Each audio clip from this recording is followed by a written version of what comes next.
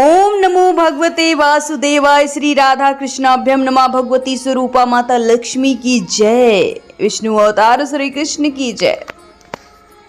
सप्ताह की विधि श्रीमद् भागवत महात्म्य कथा। श्री सनकादि कहते हैं, नारद जी, अब हम आपको सप्ताह श्रवण की विधि बताते हैं। ये विधि प्रायः लोगों की सहायता के और धन से साध्य ही कही जाती है। पहले तो यत्न पूर्वक ज्योतिषी को बुलाकर मुहूर्त पूछना चाहिए तथा विवाह के लिए जिस प्रकार धन की व्यवस्था की जाती है वैसे व्यवस्था करनी चाहिए। कथा आरंभ करने में भाद्रपद, अश्विन, कार्तिक, मार्गशीर्ष, आषाढ़ और श्रवण ये 6 महीने श्रोताओं के लिए मोक्ष प्राप्ति के कारण है। देवर्षि इस महीने में भी भद्रा, व्यतिपात आदि कुयोगों से सर्वथा बचना ही चाहिए तथा दूसरे लोगों को भी बुलाना चाहिए जो उत्साही हों। उन्हें अपना सहायक बना लेना चाहिए। फिर यत्न करके देश देशांतर में संवाद भेजना चाहिए कि कथा यहाँ होगी।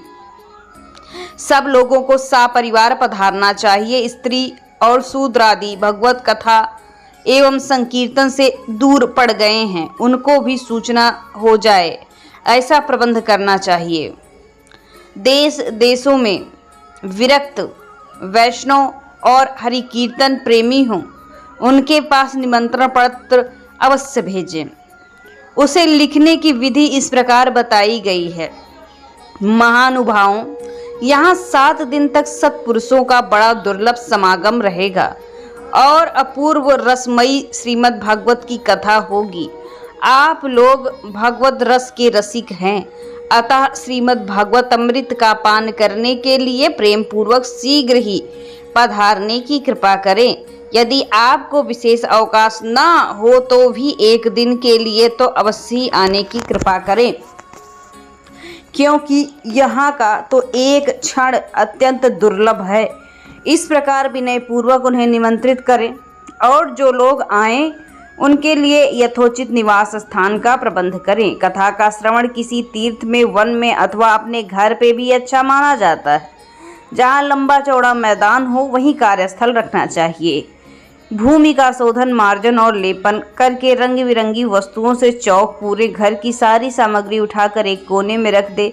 5 दिन पहले से यत्न पूर्वक बहुत से बिछाने के वस्त्र एकत्र कर ले। केले के खंभों से सुशोभित मंडप तैयार करे। उसे सब ओर फल, पुष्प, पत्र, चंदोवे से अलंकृत करें तथा चारों ओर डंडियां लगाकर तरह तरह के सामानों से सजा दे। उस मंडप में कुछ ऊंचाई पर 7 विशाल लोकों की कल्पना करें और उसमें विरक्त ब्राह्मणों को बुला बुला कर बैठाएं। आगे की ओर उनके लिए यथोचित आसन रखें।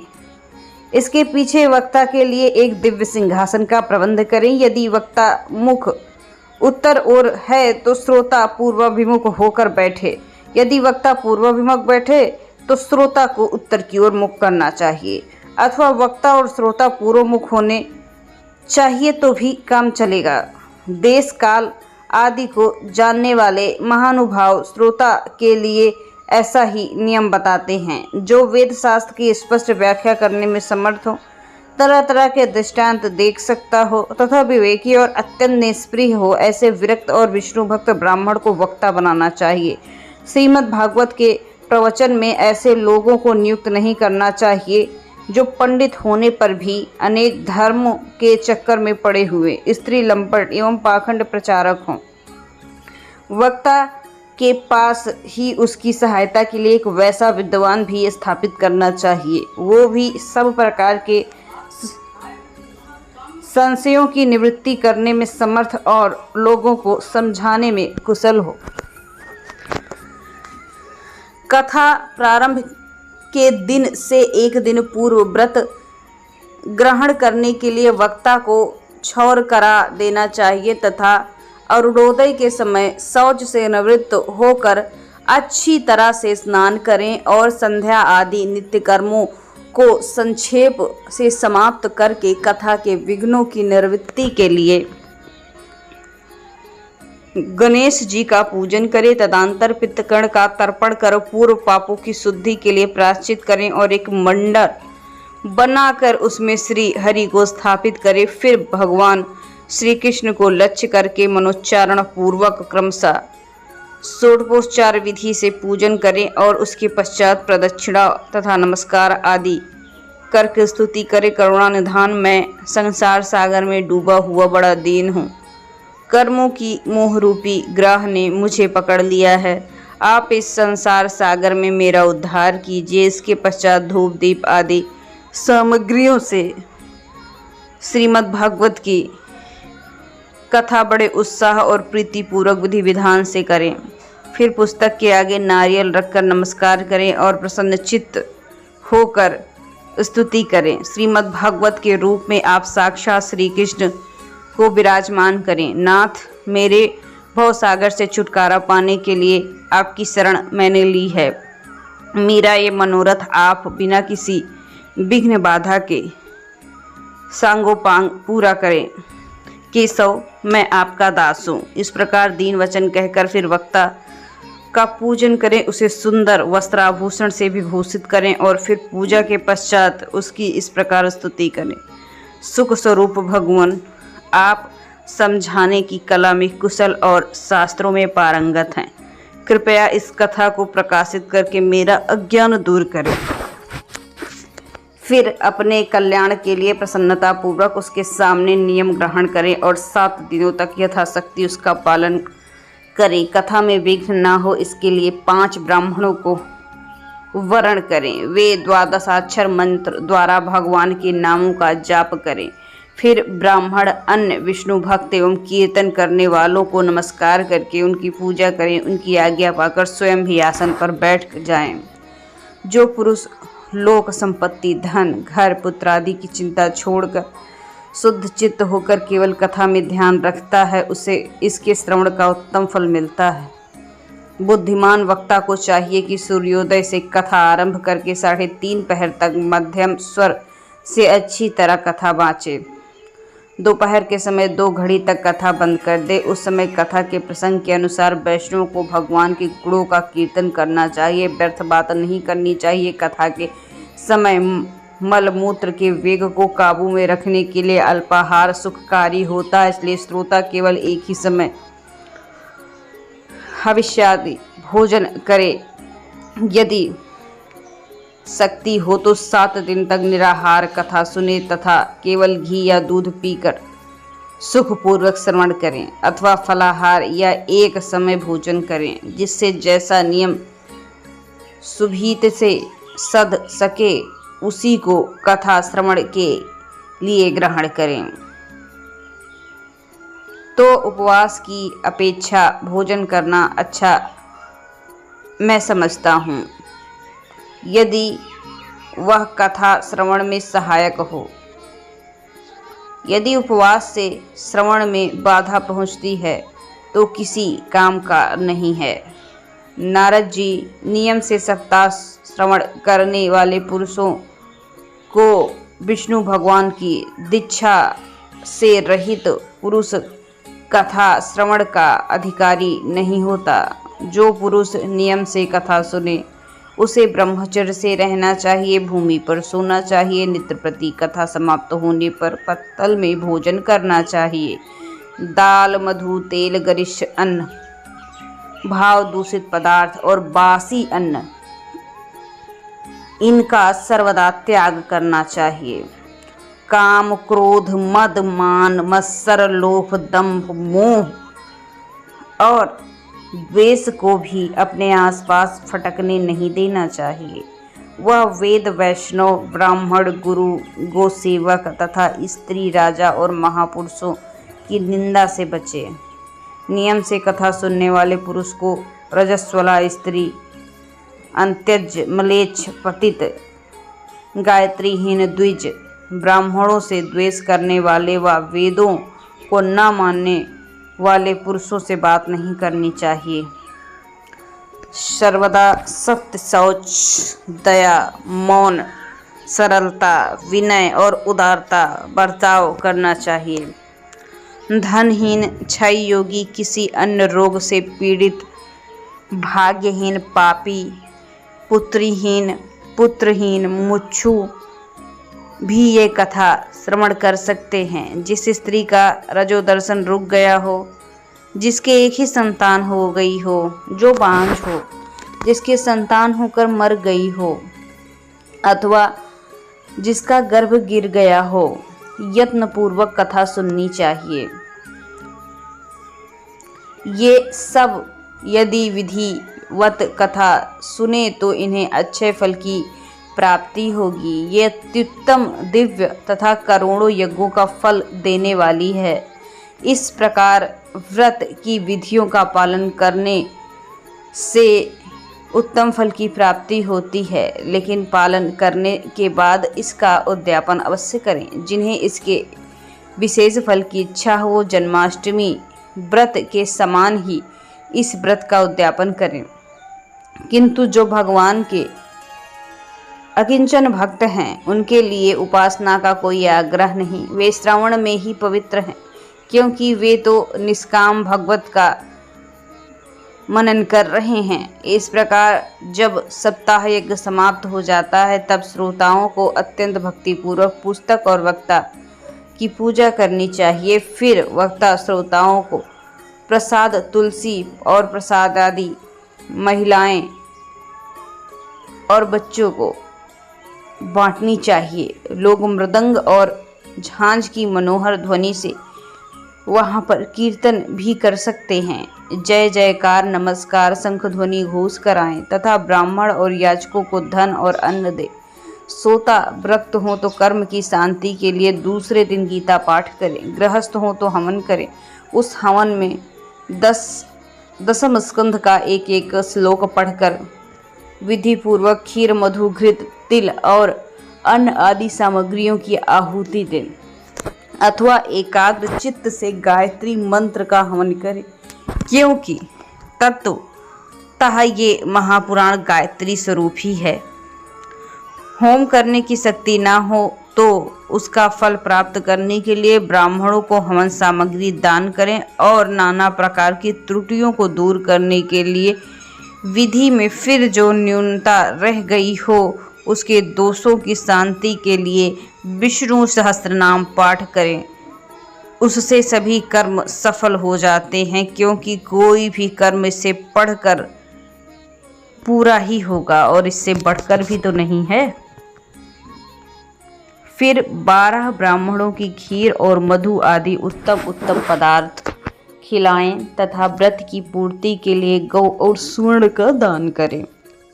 सामर्थ्य हो तो 3 तोले सोने का सिंहासन बनवाएं। उस पर सुंदर अक्षरों में लिखी हुई श्रीमद् भागवत की पोथी रखकर उसकी पूजा, आवाहन आदि विविध उपचारों से करें। जितेंद्रिय आचार्य को फिर उसका वस्त्र, आभूषण एवं गंधादि पूजन कर दक्षिणा सहित समर्पण कर दें। यो करने से वो बुद्धिमान दाता जन्म मरण के बंधन से मुक्त हो जाता है। ये सप्ताह पारायण की विधि सब पापों की निवृत्ति करने वाली है। इसका इस प्रकार ठीक ठीक पालन करने से मंगलमय भगवत पुराण अभिष्ट फल प्रदान करता है तथा अर्थ, धर्म, काम, मोक्ष चारों की प्राप्ति का साधन हो जाता है, इसमें संदेह नहीं। सनकादि कहते हैं, नारद जी, इस प्रकार तुम्हें ये सप्ताह श्रवण की विधि हमने पूरी सुना दी। और कुछ हो और सुनना चाहते हो तो कहो। इस श्रीमद् भागवत के भोग और मोक्ष दोनों एक ही साथ हाथ लग जाते हैं अगर इसका श्रवण किया जाए तो। सूत जी कहते हैं, सौनक जी, यो कहकर महामुनि सनकादि 1 सप्ताह तक विधि पूर्वक इस सर्व पाप नाशिनी, परम पवित्र तथा भोग और मोक्ष प्रदान करने वाली भगवत कथा का प्रवचन करते हैं। ये सब प्राणियों के लिए नियम पूर्वक श्रवण की विधि कही जाती है। इसके पश्चात उन्होंने विधि पूर्वक भगवान पुरुषोत्तम की स्तुति की। कथा के अंत में ज्ञान, वैराग्य और भक्ति को बड़ी पुष्टि मिली। और वे तीनों एकदम तरुण होकर सब जीवों के चित्त को आकर्षित करने लगे। अपने मनोरथ पूरा होने से नारद जी बड़े प्रसन्न हुए। उनके सारे शरीर में नारद जी के साथ साथ रोमांच और परमानंद की पूर्ति हो गई। इस प्रकार कथा श्रवण कर भगवान के प्यारे नारद जी हाथ जोड़कर प्रेम गदगद वाणी से सनकादि से कहने लगे। नारद जी ने कहा, मैं धन्य हूँ, आप लोगों ने करुणा कर मुझे बड़ा अनुग्रहित किया है। आज मुझे सर्वोपरि भगवान श्री हरि को मैं प्राप्त कर पाया हूँ। तपोधनों मैं श्रीमद् भागवत को ही सब धर्मों में श्रेष्ठ मानता हूँ, क्योंकि इसके श्रवण से बैकुंठ गोलोक बिहारी श्री कृष्ण की प्राप्ति होती है। सूत जी कहते हैं, सौनक जी वैष्णव श्रेष्ठ नारद जी ने यूं कहा कि वहां घूमते घूमते योगेश्वर सुखदेव जी आ गए। कथा समाप्त होते ही व्यासनंदन सुखदेव जी वहां पधारते हैं। 16 वर्ष की आयु आत्मलाभ से पूर्ण ज्ञान रूपी महासागर का संवर्धन करने के लिए चंद्रमा के समान प्रेम से धीरे धीरे श्रीमद् भागवत का पाठ कर रहे थे। परम तेजस्वी सुखदेव जी को देखकर सारे सभासद झटपट खड़े हो गए और उन्हें एक ऊंचे आसन पर बैठाया। फिर देवर्षि नारद जी ने उनका प्रेम पूर्वक पूजन किया। उन्होंने सुखपूर्वक बैठकर कहा, आप लोग मेरी निर्बल वाणी को सुनिए। श्री सुखदेव जी बोले, रसिक एवं भावुक जन, ये श्रीमद् भागवत वेद रूप कल्प वृक्ष का परिपक्व फल है। श्री सुखदेव जी सुख के मुख का संयोग होने से अमृत रस परिपूर्ण हो गया। ये रस ही रस है, इसमें छिलका नहीं है, ना गुठली है। ये इसी लोक में सुलभ है। जब तक शरीर में चेतना है तब तक आप लोग इसका बार बार पान करें। महामुनि व्यास ने श्रीमद् भागवत महापुराण की रचना की। इसमें निष्कपट निष्काम परम धर्म का निरूपण है। इसमें शुद्धांतकरण, सत्पुरुषों के जानने योग्य कल्याणकारी वास्तविक वस्तु का वर्णन है, जिनमें तीनों तापों की शांति होती है। इसका आश्रय लेने से दूसरे शास्त्र अथवा साधन की आवश्यकता नहीं रहती। जब कभी पूर्णात्मा पुरुष इसके श्रवण की इच्छा करते हैं, तभी ईश्वर अविलंब उनके हृदय में अवरुद्ध हो जाते हैं। ये भगवत पुराणों का तिलक और वैष्णवों का धन है। इसमें परमहंसों के प्राय विशुद्ध ज्ञान का वर्णन किया जाता है। ज्ञान, वैराग और भक्ति सहित निवृत्ति मार्ग को प्रकाशित किया गया है। जो पुरुष भक्ति भाव से इसके श्रवण पठन मनन तत्पर रहते हैं, वो मुक्त हो जाते हैं। ये रस स्वर्ग लोक, सत्यलोक, कैलाश और वैकुंठ में नहीं है। इसीलिए भगवान श्रोताओं, तुम इसका खूब पान करो, इसे कभी मत छोड़ो। सूत जी कहते हैं, श्री सुखदेव के इस प्रकार कहे वचन के बाद सभा के बीचों बीच प्रहलाद, बाली, उद्धव, अर्जुन आदि पार्षदों सहित साक्षात श्री हरि प्रकट हो गए। तब देवर्षि नारद ने भगवान और उनके भक्तों की यथोचित पूजा की। भगवान को प्रसन्न देखकर देवर्षि ने उन्हें एक विशाल सिंहासन पर बैठा दिया। सब लोग उनके सामने संकीर्तन करने लगे। कीर्तन को देखने के लिए श्री पार्वती जी सहित महादेव जी, ब्रह्मा जी आए। कीर्तन आरंभ हुआ। प्रहलाद जी चंचल गति यानी फुर्तीले होने के कारण करताल बजाने लगे। उद्धव जी ने झांझ उठा ली। देवर्षि नारद ने बीड़ा ध्वनि करना प्रारंभ कर दी। स्वर विज्ञान यानी गान विद्या में कुशल होने के कारण अर्जुन राग अलापने लगे। इंद्र ने मृदंग बजाना आरंभ कर दिया। सनकादि बीच बीच में जय घोष करने लगे। इन सब के आगे सुखदेव जी तरह तरह की सरस अंगभंगी भाव से देखने लगे और बताने लगे। इस बीच में परम तेजस्वी भक्ति, ज्ञान और वैराग्य नटों के समान नाचने लगे। ऐसा अलौकिक कीर्तन देखकर भगवान प्रसन्न हो गए और इस प्रकार कहने लगे, मैं तुम्हारी इस कथा और कीर्ति से बड़ा प्रसन्न हुआ हूँ। तुम्हारे भक्ति भाव ने इस समय मुझे बड़ा प्रसन्न किया है। मैं आपके वश में हो चुका हूँ। मांगो, तुम मुझसे क्या वर मांगना चाहते हो। भगवान की ये वचन सुनकर सब बड़े लोग, जो लोग वहाँ पर थे, प्रसन्न हुए। पेमाद चित्त से भगवान से कहने लगे, भगवान हमारी ये अभिलाषा है कि भविष्य में जहाँ कहीं सप्ताह कथा हो वहाँ आप इन पार्षदों सहित अवश्य पधारें और हमारा ये मनोरथ पूर्ण कर दीजिए। भगवान तथास्तु कहकर अंतर ध्यान हो गए। इसके पश्चात नारद जी भगवान तथा उनके पार्षदों के चरणों के लक्ष्य मानकर उनकी पूजा करने लगे। तपस्वियों को नमस्कार किया। कथा अमृत का पान करने के लिए लोगों को बड़े आनंद की पूर्ति में बदल गई। उनका सारा मोह नष्ट हो गया। फिर वे सब लोग अपने अपने स्थान चले गए। उस समय सुखदेव जी पुत्रों सहित अपने शस्त्र में स्थापित कर इसी से भगवत सेवन करने से श्री हरि वैष्णव हृदय में आ विराजते हैं। जो लोग दरिद्रता दुख की ज्वाला में दग्ध हों, जिन्हें माया पिशाच ने रौंद दिया है तथा संसार समुद्र में डूबे हों, उनके कल्याण के लिए श्री भगवत का सिंहनाद जरूर होना चाहिए। सौनक जी ने पूछा, सूत जी, सुखदेव जी ने राजा परीक्षित को, गोकर्ण ने धुंधकारी को और सनकादि ने नारद जी को किस किस समय ये कथा सुनाई थी? मेरा संशय दूर कीजिए।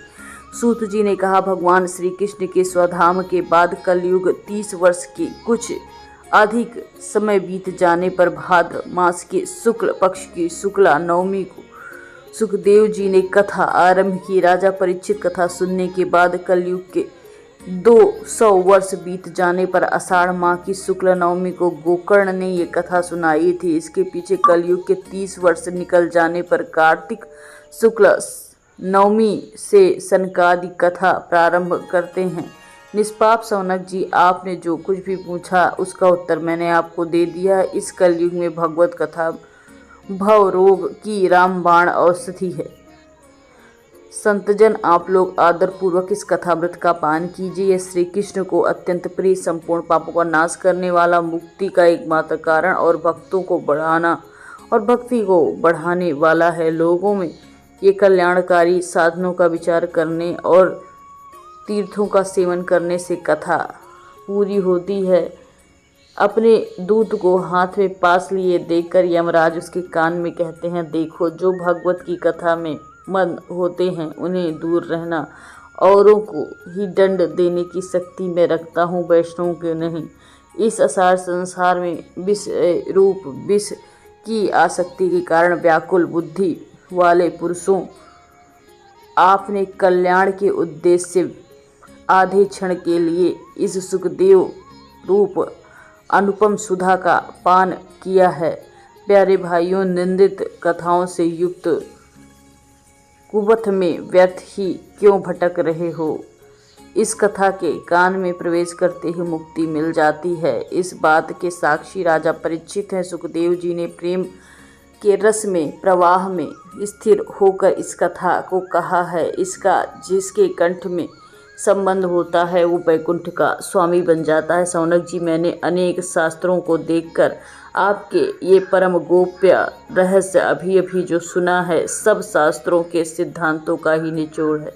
संसार में इस सुख शास्त्र से अधिक पवित्र कोई वस्तु नहीं। अतः आप लोग परमानंद की प्राप्ति के लिए इस 12 स्कंद रस का पान कीजिए।